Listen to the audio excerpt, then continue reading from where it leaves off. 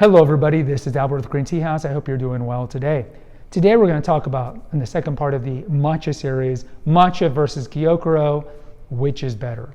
Now before we begin, if you haven't visited us here in Green, Texas, outside of New Braunfels, Texas, halfway between San Antonio and Austin, come do so. We'd like to meet you. Also subscribe and hit the notification bell right now if you haven't done so already, and post a comment if you like. So I mentioned in part one on Saturday how, of course, we know that matcha is really big in the zeitgeist right now. And understandably so. It is a phenomenally healthy green tea. Now, what people might not know is matcha has a sister tea called Gyokuro. And Gyokuro and matcha are essentially the same teas. So, just in case you didn't watch Saturday's episode. So, matcha and Gyokuro are shaded Japanese green teas. What does that mean?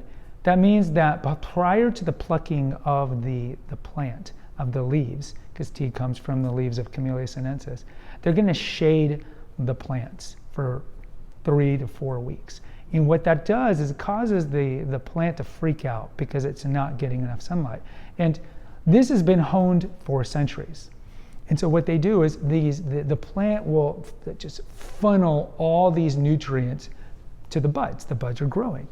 And so you're going to get more of the L-theanine. L-theanine is an amino acid that relaxes you. It's only found in rose petals, some mushrooms, and the tea plant. So when you look at the shaded greens, matcha and Gyokuro, they're going to have more caffeine, more L-theanine, more EGCG, a type of antioxidant that's been well documented as being really good for fighting inflammation and disease, and it's great for your brain and your kidneys and your liver and just everything. A lot of studies on it. So it's going to have more of all these things. Now, after 3 to 4 weeks, they're going to pluck the buds, and they just use the buds for both matcha and Gyokuro. And then the fundamental difference is with matcha, they're going to get rid of all the little branches and twigs, and then they're going to grind it. In the old days, they used to grind it with kind of like a stone grinder. Now they use, there's better technology. But with Gyokuro, what they're going to do is they're just going to keep that loose leaf. They're going to roll it and kill green it, because all green teas are 0% oxidized or kill green, so it prevents oxidation or breakdown of the leaves. Then they roll it, then they dry it. So matcha is getting all the attention right now, and part of it is because matcha has a beautiful color.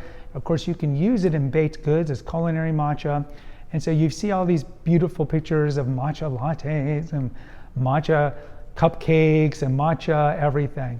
Gyokuro, wah, wah, you don't see it. Why? Well, because since matcha is a powder, you can use that powder in different ways. Now, if you're drinking straight matcha, ceremonial matcha, if you ever go to a place that has a Japanese tea ceremony, definitely go check it out. They're going to whip up the powder with water, with a chazen, a bamboo stick, and then you drink it immediately, because both of these need to be brewed at a much lower temperature. And so one of the drawbacks of matcha is that you have to drink it relatively quickly. Whereas Gyokuro, you can brew it like a loose leaf tea, like any other tea. So you infuse it, and then you can drink it regularly. So it gives you a little more versatility than matcha.